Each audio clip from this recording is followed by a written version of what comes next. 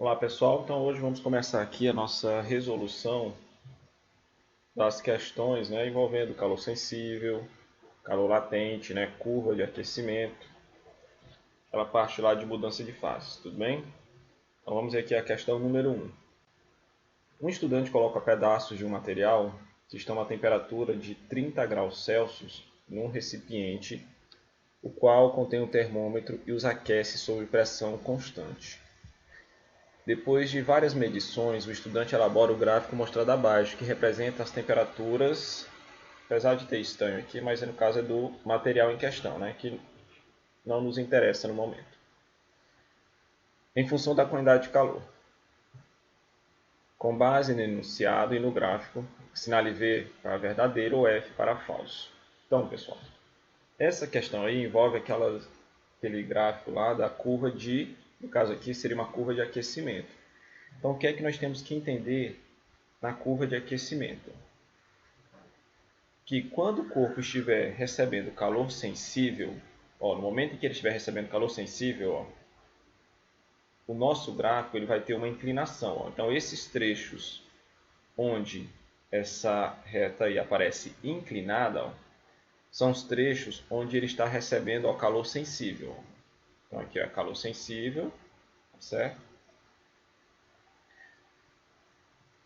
Quando a reta aqui, ela aparece paralela a esse eixo X aqui, é porque está ocorrendo uma mudança de fase. Então aqui nós temos o que? O calor latente. Inclinação, calor sensível, variação de temperatura, paralela, calor latente, certo? Então, com essa observação aqui, a gente vai fazer essas análises aqui. Vamos ver aqui o primeiro item. A temperatura de fusão da substância é de 180 graus Celsius. Pessoal, a primeira mudança está ocorrendo aqui. Esse primeiro trecho, a substância, ela está no estado sólido, certo? No segundo trecho aqui, está ocorrendo a mudança de fase, ou seja, aqui eu tenho um estado sólido e líquido, sólido mais líquido. Terceiro trecho é líquido, quarto trecho líquido mais gasoso e o último trecho aqui, no estado gasoso. Está falando aqui, que está ocorrendo uma fusão. E vamos lembrar, que a fusão é a mudança, do estado sólido para o estado líquido. Então, se observarmos aqui na figura, essa mudança está ocorrendo na temperatura de 80 graus Celsius. Então, nesse caso, a fusão ela está ocorrendo a 80 graus. Então, esse primeiro item é um item falso. Ok? Vamos botar aqui, falso. Item número 2. A substância recebeu 4.000 calorias durante a fusão. Pessoal, a mudança de fase, como nós acabamos de comentar, está ocorrendo aqui. A fusão, no caso. Começou com 1.500 calorias, terminou com 2.500 calorias. Então, nesse caso, para a gente determinar quantas calorias esse material recebeu, basta você fazer 2.500 menos 1.500. Então, nesse caso, nesse trecho aqui, que é onde está ocorrendo a fusão, o corpo ele recebeu apenas 1.000 calorias. Começou em 1.500, terminou em 2.500. Então, o item 2 também está falso. Vamos ver aqui o item 3. A temperatura de vaporização da substância é de 180 graus Celsius. Vaporização, vamos botar aqui embaixo, vaporização é a mudança do estado líquido para o gasoso. E se a gente observar aqui no nosso diagrama, no nosso gráfico, do líquido para o gasoso, realmente está ocorrendo a 180 graus Celsius. ou seja, indica, né, que nós temos aí uma vaporização, né, que seria esse trecho aqui, ó, onde está ocorrendo a mudança de fase. Então o item 3 ele é verdadeiro. Item 4. Na temperatura de 200 graus Celsius, a substância se apresenta no estado gasoso. Pessoal, então a gente vai observar no gráfico onde é que está o 200 graus. Ó. O 200 graus Celsius estaria nesse intervalo aqui, ó, entre o 180 e o 240. Então vamos botar bem aqui, por exemplo. Ó, 200. Seguindo aqui o gráfico, ó, realmente, ó, na temperatura de 200 graus Celsius, a nossa substância ela estará no estado gasoso. Ok? Então aqui esse item ele é verdadeiro também. E por último, a substância recebeu 4.000 calorias durante a vaporização. Então vamos olhar aqui, ó. A vaporização ela inicia em 5.500 calorias e termina em 9.500, né? Então vamos ver aqui, ó. 9.500 menos 5.500, ó. Realmente, 4.000 calorias. Então o item 5 também ele é verdadeiro. Então não esquecer, pessoal, em um gráfico, né, de curva de aquecimento ou de resfriamento, ó, no caso de aquecimento, essa primeira mudança aqui, ó, é do sólido para o líquido, né, que é a fusão. E essa segunda mudança de fase, ó, é do líquido para o gasoso, que no caso seria a vaporização, certo? Então aqui a gente finaliza essa questão número 1, beleza? Vamos lá para a questão número 2.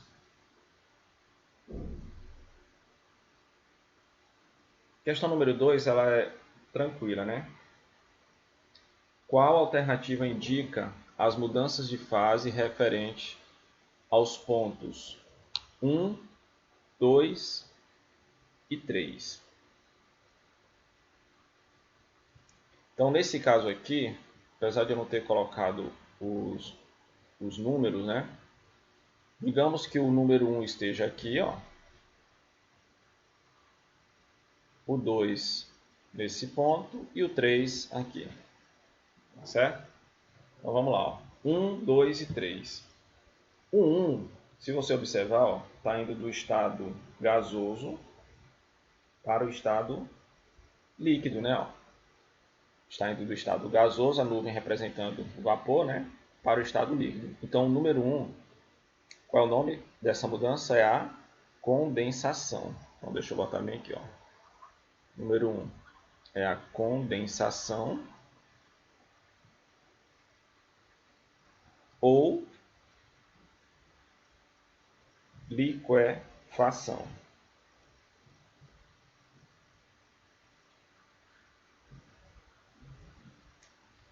Número 2 está indo do líquido para o sólido. Então aqui a gente vai ter uma solidificação. Beleza?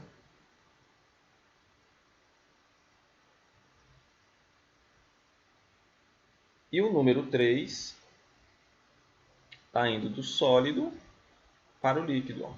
Sólido para o líquido, então aí a gente vai ter uma fusão.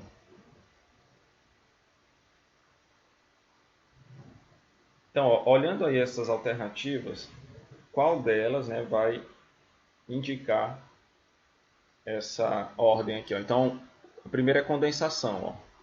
Condensação aqui não aparece na letra A, está aparecendo fusão, vaporização, solidificação e vaporização. Ó. Então, aqui, ó, a alternativa correta, letra D. Beleza? Professor, e do líquido para o gasoso? Aí bem que eu teria uma vaporização. E do sólido para o gasoso teria uma sublimação. sublimação, certo? Vamos lá, questão número 3.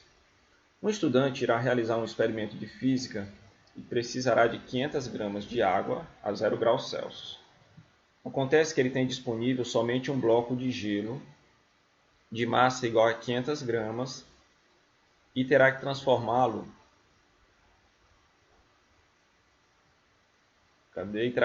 em água. Considerando o sistema isolado, a quantidade de calor necessária para que o gelo derreta será de... Pessoal, apesar de não estar aqui na questão, esse gelo aqui ele também está a uma temperatura de 0 graus, tá certo? Então a situação é essa, ó. Eu tenho aqui um pedacinho de gelo, 500 gramas, a uma temperatura de 0 graus Celsius. E eu quero que esse gelo, ó, fique no estado líquido, também a 0 graus Celsius. E a massa vai continuar sendo a mesma. Então aí a gente tem um caso de quê? De calor latente, né? Ó. Houve mudança no estado físico. Então aqui, ó, para a gente determinar o calor latente, ó, quantidade de calor latente é a massa vezes o calor latente, que no caso aqui é o calor latente de fusão, porque foi do sólido para o líquido. Então, ó, quanto é a massa? 500 gramas. Quanto é o calor latente de fusão? Ó, 80. Então, ó, 500 vezes 80 vai ser igual a... Você multiplica os 5 vezes 8, que dá 40, e acrescenta, ó, os 3 zeros.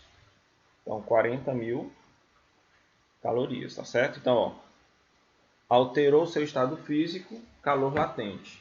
Tá bom? Alterou a temperatura, calor sensível. Beleza? Questão 3, então. Finalizamos. Vamos ver aqui agora a nossa questão número 4. A tabela mostra o calor específico de algumas substâncias, né? Considere 3 baldes com dimensões iguais e construídos com esses materiais. Então, no caso aqui, a gente não sabe ainda quais são esses materiais, né? Os recipientes, eles vão ter, ó, a mesma massa. Então, muito cuidado aqui nessa observação. Mesma massa e a mesma temperatura lá inicial. Foram pintados de preto e colocados ao sol. É correto afirmar que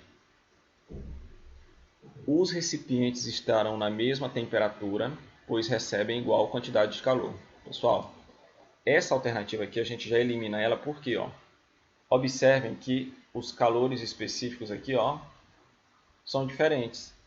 Então, como eu já até havia comentado em aulas anteriores, ó, se eles têm a mesma massa e mesma temperatura inicial, ó, aquela substância que tem o menor calor específico vai sofrer uma maior variação de temperatura. Então aqui, ó, eles não estarão na mesma temperatura, tá certo? B. O recipiente de alumínio vai apresentar maior temperatura. Então, para o de alumínio ter a maior temperatura, ele vai ter que ter o menor calor específico.